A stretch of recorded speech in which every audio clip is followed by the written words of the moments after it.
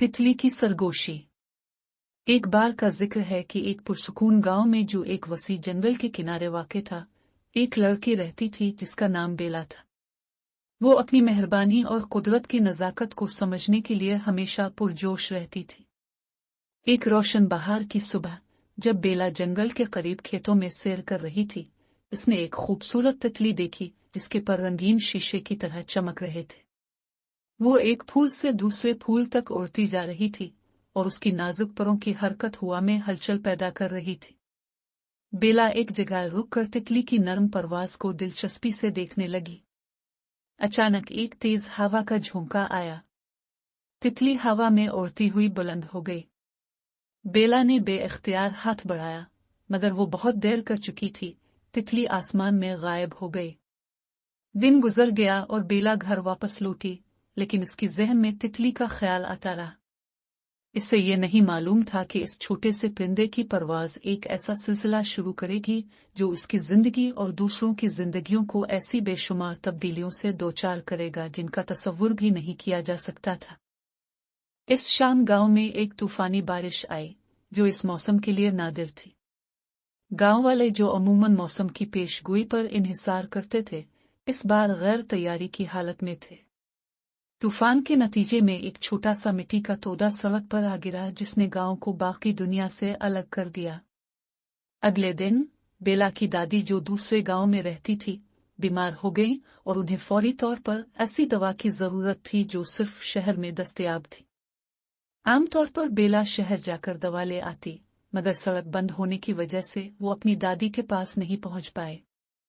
इसी दौरान एक शहर में एक साइंसी महक्कक डॉक्टर बिलाल एक नई दवा पर काम कर रहा था जिससे बेला की दादी जैसे मरीजों की मदद की जा सकती थी।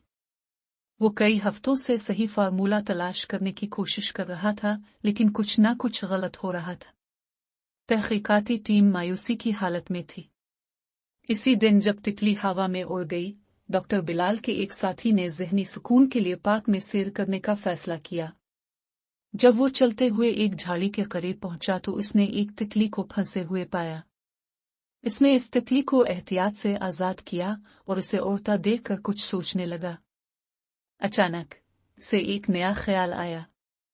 वो फौरन लैब वापस आया और उसके दिमाग में दवा के कीमियाई अमल के बारे में एक नया हल आया, जो तितली की परवाज़ और छोटी चीज़ों के बड़े असरात से मुतासिर होकर आया था।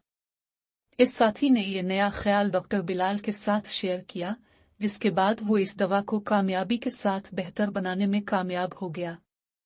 नई दवा तैयार हो गई और उसके जरिए बेला के गांव में सेहत के बहरान को हल करने की राह हमवार हुई। एक हफ्ते बाद, जब तूफान खत्म हो चुका था और सड़क साफ हो गई, एक तिब्बी काफिला बेला के गांव में दवा लेकर पहुंचा। बेला की दादी, जो कमजोर हो चुकी थी, वो दवा लेकर सेहतयाब हो गई। बेला अपने दादी के बेड के पास खड़ी थी और वो सोचने लगी कि यह सब इतने खूबसूरती से कैसे हो गया। इसने इस दिन की तितली के बारे में सोचा और समझा कि हकीकत में ये सब कुछ इस छोटी सी तितली की बेवकात परवाज़ से शुरू हुआ था। तितली का हवा में उड़ना, तूफान आना, मिट्टी का तोदा गिरना और आखिरकार दवा का कामयाब बनना, ये सब एक दूसरे से जुड़े हुए थे, और उन्हीं में से एक चीज़ ने बेला की दादी की जिंदगी बचाई। बेला मुस्कुराई और उसने समझा कि दुनिया में एक पोशीदा हिकमत है। वो जान गई कि कायनात एक नाजुक जाल की मानिंद है, जहाँ हर छोटा सा अमल, तितली के पंख की हल्की सी हरकत बड़ी तब्दीलियां ला सकता है, जो कभी हमने तसव्वुर भी ना की हो। इस दिन के बाद बेला ने इस सबक को दिल से सीखा कि छोटी छोटी कार्रवाइयां, फैसले जो हमें मामूली लगते हैं, इनके दूर रस असरात हो सकते हैं और वो हमारी जिंदगियों को ऐसी सूरत में बदल सकते हैं जिसका हमें इल्म भी नहीं होता। कहानी का सबक: छोटे छोटे अमल, चाहे वो कितने ही मामूली क्यों ना हों, एक सिलसिला शुरू कर सकते हैं जिसके गहरे असरात हो सकते हैं। तितली का असर हमें यह सिखाता है कि जिंदगी में हर चीज आपस में जुड़ी हुई है और छोटी से छोटी बात भी दुनिया को गहरे तरीके से बदल सकती है। शुक्रिया।